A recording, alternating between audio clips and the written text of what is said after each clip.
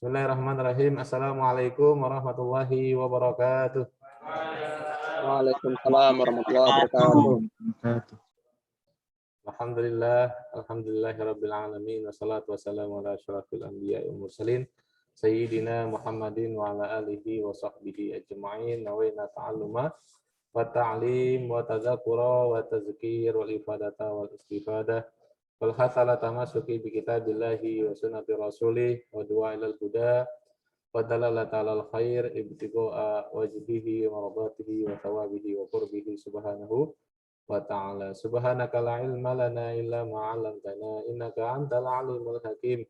La haula wa la quwwata illa billahil aliyyil azim. Rabbi shrah li wa yassir li wahlul 'uqdatam yafqahu qawli. Ayuhat talabah wa talibat Madrasatul Aliyah Adiniyal Khasah abnai wa banati fi safis sani insyaallah fi syahri Yuli kuntum fi asafil asalis insyaallah. Amin. Fi hadzal masa al mubarak sawfa nuwasil darsana an usul fiqh min kitab Mabadi Awaliyah li Syekh Abdul Hamid Hakim. Qabla zalika hayya naqra surat al-Fatihah awalan fil bidayah. Nad'u ila Allah subhanahu wa ta'ala wa nuhdi hadhil Fatihah ila al-maqfurlah fi Haji Ahmad Syaihu wa ila Haji Siti Salahah wa ila mu'alif hadzal kitab Abdul Hamid Hakim asallahu ayakura dzunubahum wa yataqabbal hasanatihim wa yaj'al ulumahum uluman nafi'ah manafidini wa dunya wal akhirah. Al-Fatihah. A'udzu billahi minasyaitonir rajim. Bismillahirrahmanirrahim. Alhamdulillahirabbil alamin. Arrahmanir rahim. Maliki yaumiddin. Iyyaka na'budu wa iyyaka nasta'in. Ihdinas siratal mustaqim.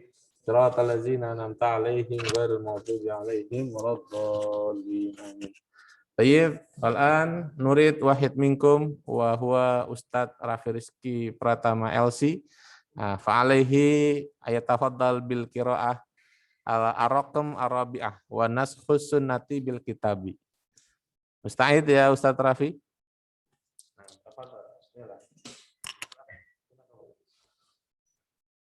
Di sautin murtafi'. Bismillahirrahmanirrahim. Naskhus sunnati bil kitabi istiqbali baitil maqdisi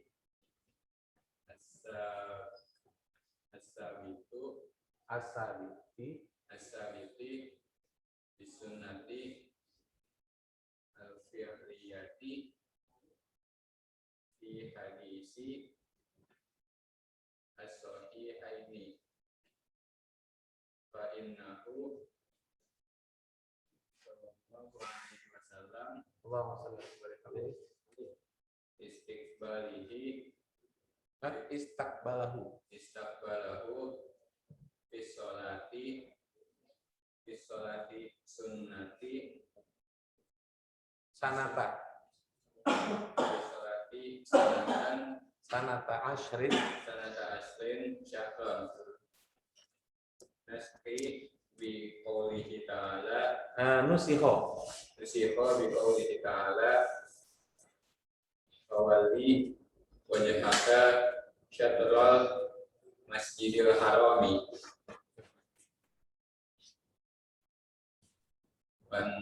wa nasku as-sunnati bisunnati hadisi Muslim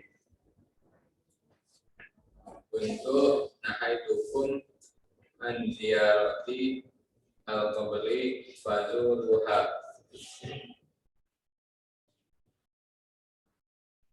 wa qala ba'duhum yajuzu naskhul kitabi bisunnati kaqauluhu ta'ala ka itu kan huruf dir berarti kaqaulihi ta'ala kutiba alaikum idza hadara ahadakumul mautu in taraka khayran al-wasiyatu lil walidaini wal aqrabaini wal aqrabaini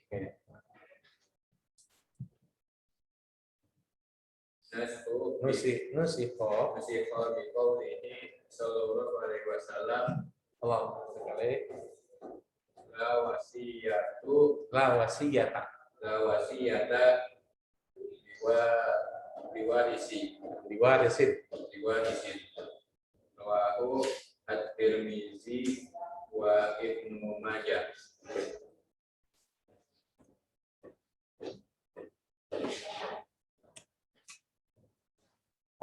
Syukran kasiran ala qiraatihi ya Ustaz Rafi Rizki, jazakumullah. Wa al-an saubayyin lakum ala ma qad qara'a sahibuna wa ustazuna hadza. Bismillahirrahmanirrahim. Qala al-musannifu rahimahullah wa nafa'ana bihi wa ulumihi fid dharain. Wa naskhus sunnati bil kitab. Jadi yang keempat ini ya, pada pembahasan nasakh atau izalah ya dalam usul fikih, itu pembahasan yang keempat adalah naskhus sunnah. Jadi hadisnya dinasakh bil kitabi dengan ayat Al-Qur'an.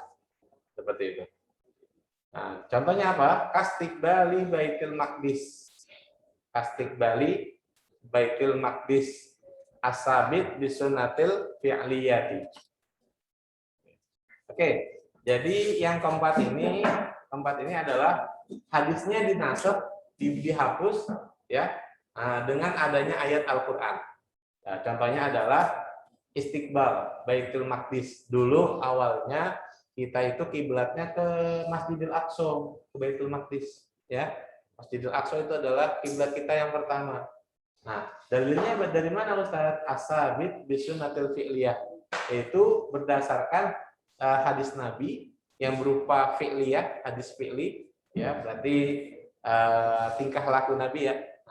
Fi'ilnya fi hadis sahihain, dalam hadis yang diriwayatkan oleh Imam Bukhari dan Imam Muslim. Fa innahu sallallahu alaihi wasallam, bahwa sesungguhnya Nabi kita Muhammad sallallahu alaihi wasallam istaqbalahu. Ketika sholat, beliau menghadapnya ke Baitul Maqdis, ke arah Baitul Maqdis, gitu ya. Jadi bukan ke Masjidil Haram, bukan ke Ka'bah, ya, malah justru ke arah yang berlawanan. Ya, kamu bisa gambarkan wilayah Arab, bangsa Arab ya, Jazirah Arab, Masjidil Haram ada di sebelah kanan, sedangkan Palestina ada di sebelah kiri ya. Nah, gitu. Jadi ketika itu Nabi sholat menghadap kiblatnya arah ke Baitul Maqdis. Selama berapa lama Ustaz? Sanata asyrid syahran, yaitu sebanyak ya 10 tahun, syahran 1 bulan. 1 bulan 10 tahun. Nabi sholatnya itu ya, dan bersama para sahabat itu menghadap Baitul Maqdis selama 10 tahun 1 bulan. Ya. Nah, kemudian datanglah ayat Al-Qur'an, turunlah wahyu, yaitu yang nusikho, yang menasakh hadis ini ya. Biqaulihi ta'ala, yang ada pada surat Al-Baqarah, kalian pasti pernah semua sudah hafal semua ya. Juz 2 insyaallah. A'udzubillahi minasyaitonir rajim. Fawalli wajhaka syatral masjidil haram. Fawalli, wahai Nabi Muhammad, kata Allah, wali, berpalinglah kamu. Ya, wali, berpalinglah wajhaka akan arah salatmu syatral masjidil haram, yaitu mengarah ke Masjidil Haram. Ya, itu. Nah, maka oleh karenanya kita juga dapat mengambil kesimpulan kenapa Allah Subhanahu wa taala tidak menjadikan Baitul Maqdis itu menjadi kiblatnya umat Islam. Kenapa? Nah, karena buktinya terjadi sampai ketika Nabi sudah wafat, kemudian khalifah dinasti Umayyah, dinasti Abbasiyah, mereka tidak mampu untuk menjaga Baitul Maqdis. Allah tahu. Oleh karenanya sekarang ini yang terjadi apa? Masjidil Aqsa dikuasai sama orang Yahudi Israel.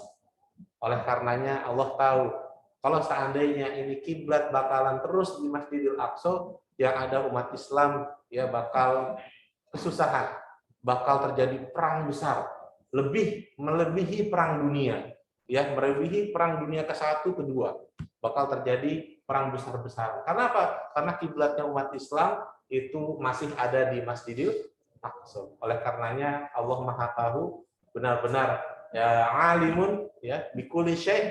Allah bakal tahu apa yang bakal terjadi, yang ada bakal di dunia ini. Maka Allah bilang apa?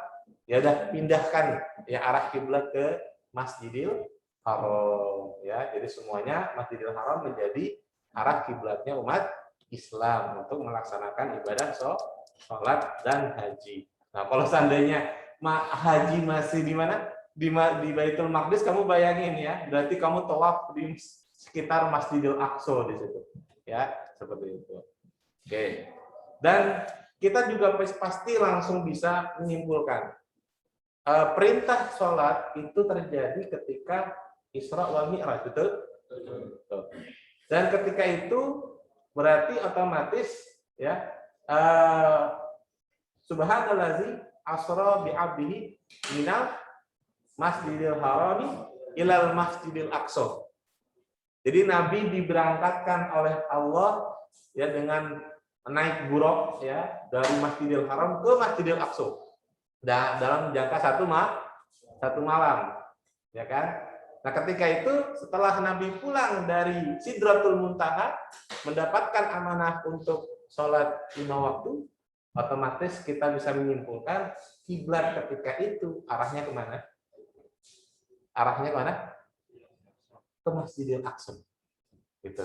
Bukan Masjid Al-Hamidiyah, ya, tapi Masjidil Aqsa. Kalau Masjid Al-Hamidiyah udah kaya Al-Hamidiyah ini ya.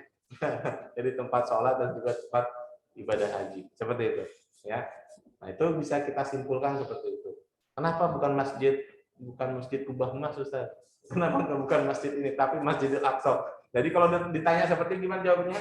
Ditanya bahwa dulu ketika Isra Mi'raj, Nabi turun dari Sidratul Muntaha, otomatis Nabi langsung menghadap ya ke Masjidil Aqsa. Setelah itu perintah Allah, sudah ya bakalan terjadi sesuatu nanti di masa depan nanti. Bukan pada zamanmu, tapi nanti umatmu yang bakal merasakan. Akhirnya dipalingkanlah kita ke kiblatnya ke arah Masjidil Haram. Paham tuh? Itu namanya nasakh sunnah dengan Quran.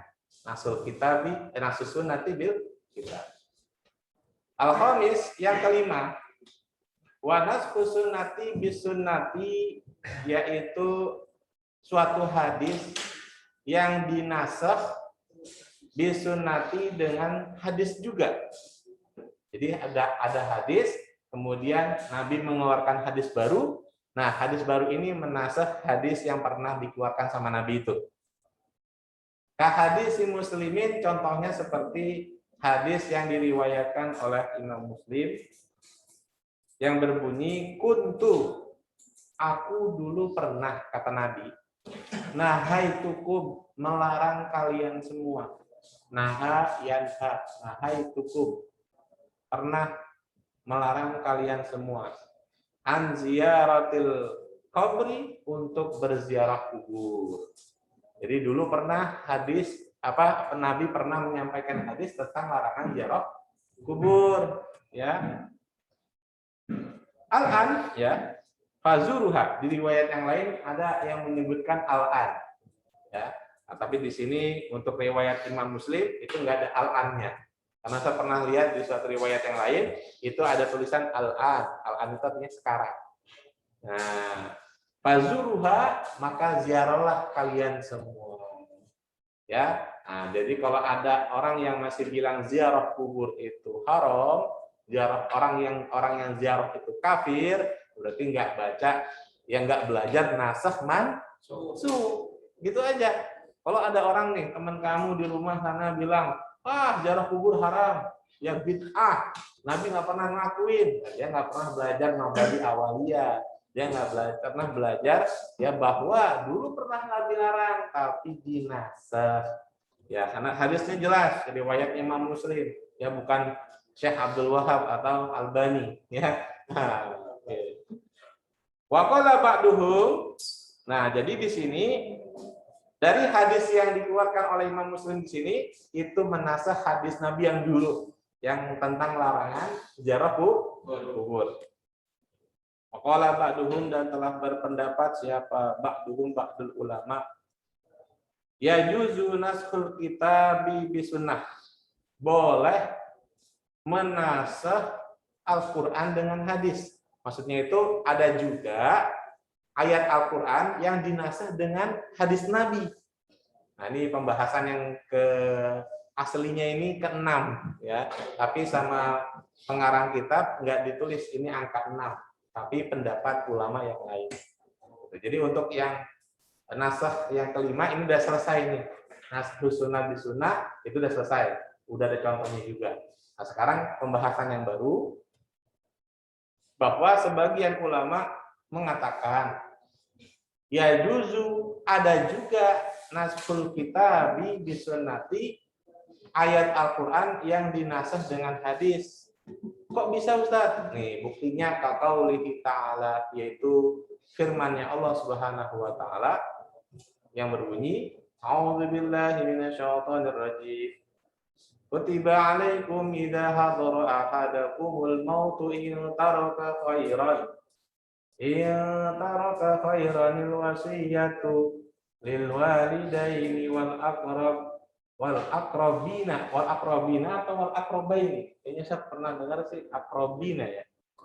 Aqrabina ya. Nah, nanti kamu bisa tulis seperti yang saya ajarkan la'alla shawab ya, aqrabina bukan aqrabaini tapi aqrabina. Saya nggak tahu kenapa di sini ya fathahnya dikasih harakat fathah.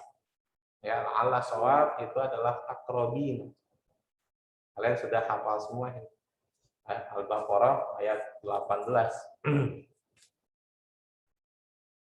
Kemudian, jadi ayat ini tentang apa sih Ustadz? Ayat ini menjelaskan tentang hukum wasiat.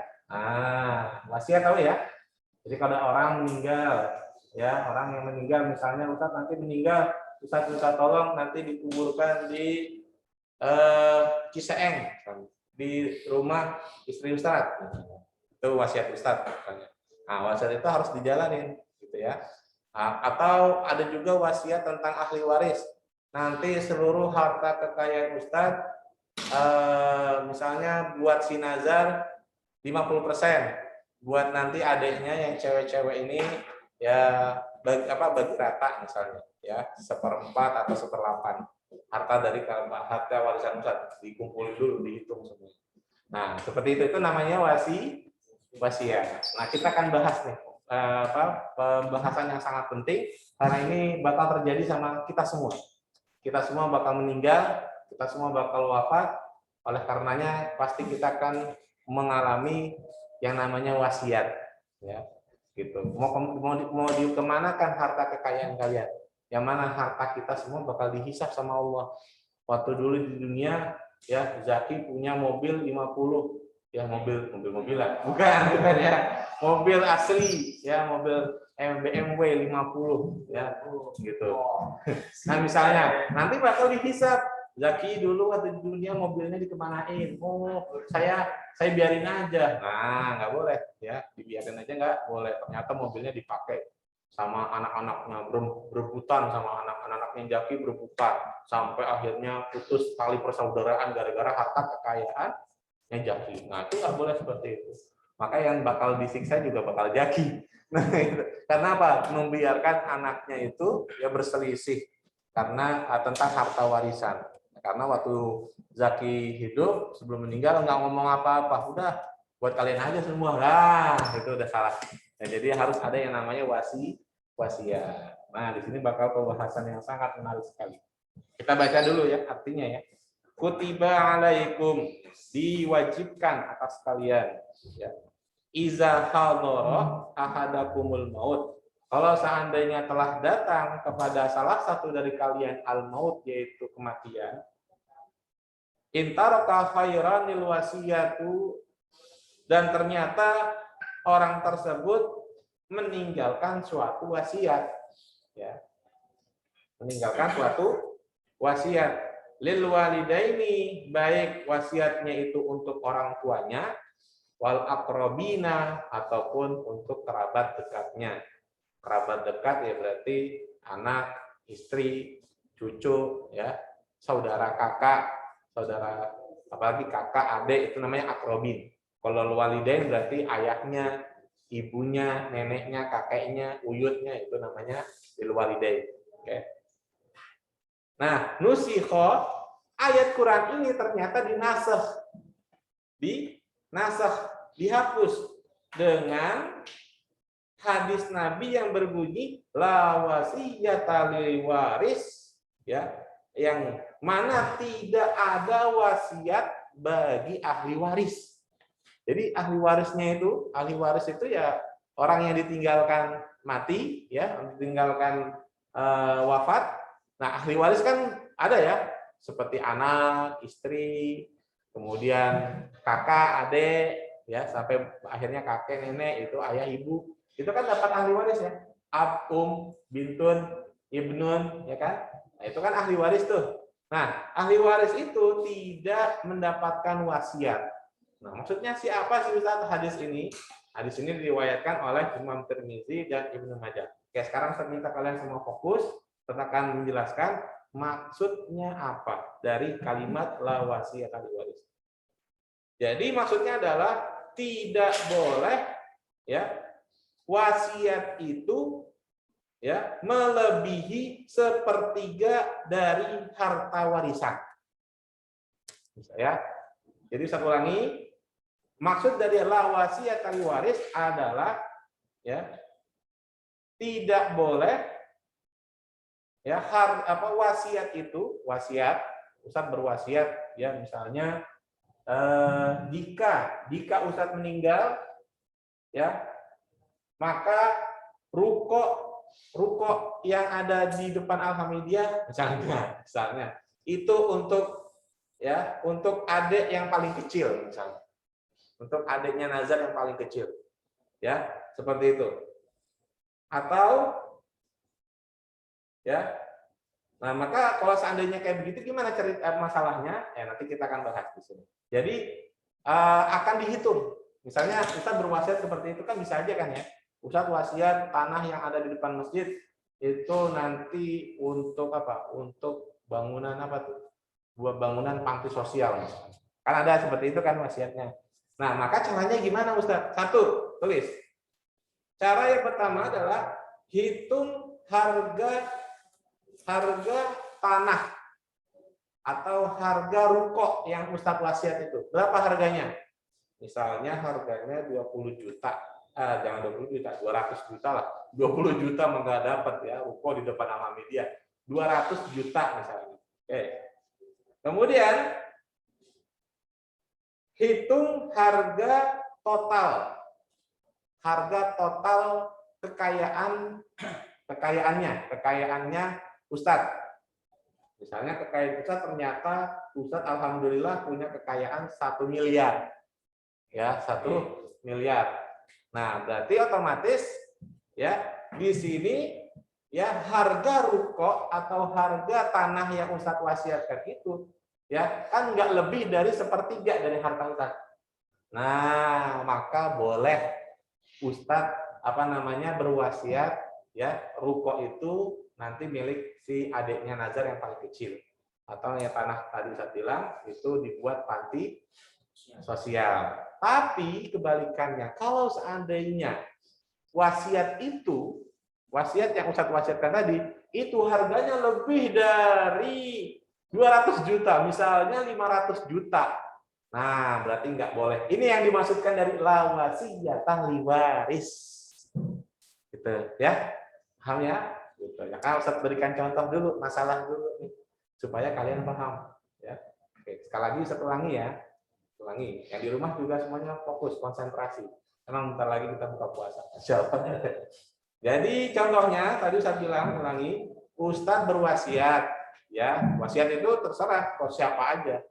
Gitu. Nanti Almer jadi saksi. Ya, jadi semua jadi saksi, semuanya jadi saksi di sini nih. Tapi saya menganggapnya sih 1 miliar, ya. Tapi mudah-mudahan nanti 1 miliar.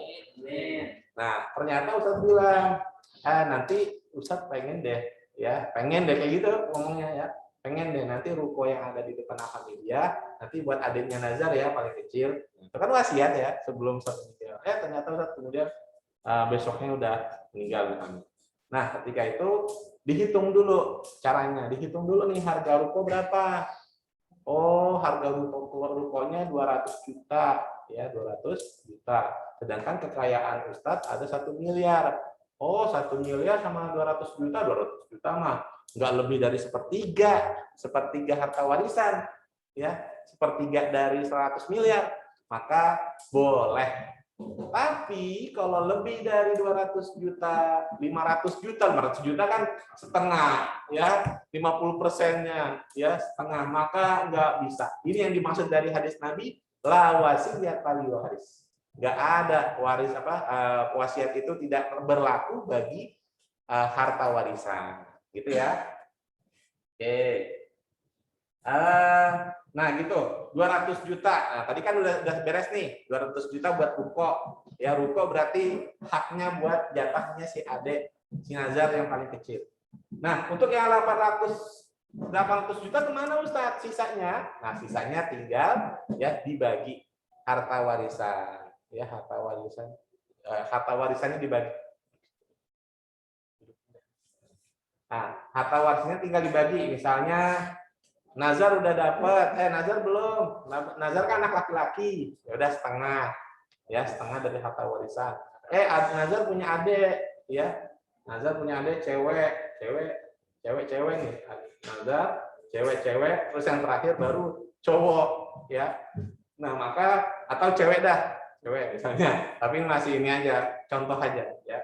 Maka yang cewek-ceweknya ini yang seadiknya Nazar nih, nah itu dapat misalnya 1/8 dari 1 miliar ya, tinggal hitung berapa. Nanti buat istri Ustadz juga dapat 1/4 misalnya, atau 1/6 ya, seperti itu. Oke. Kemudian ya. Nah, tapi yang lebih penting adalah untuk jenazahnya gimana Ustadz? Ya jenazah Ustadz gimana cara mengurusnya?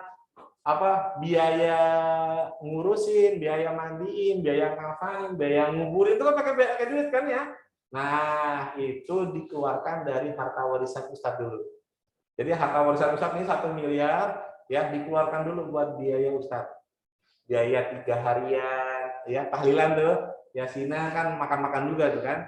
Terus 7 hari, 4 hari sampai haul ya. Itu kan dihitung, dikeluarkan berapa butuhnya.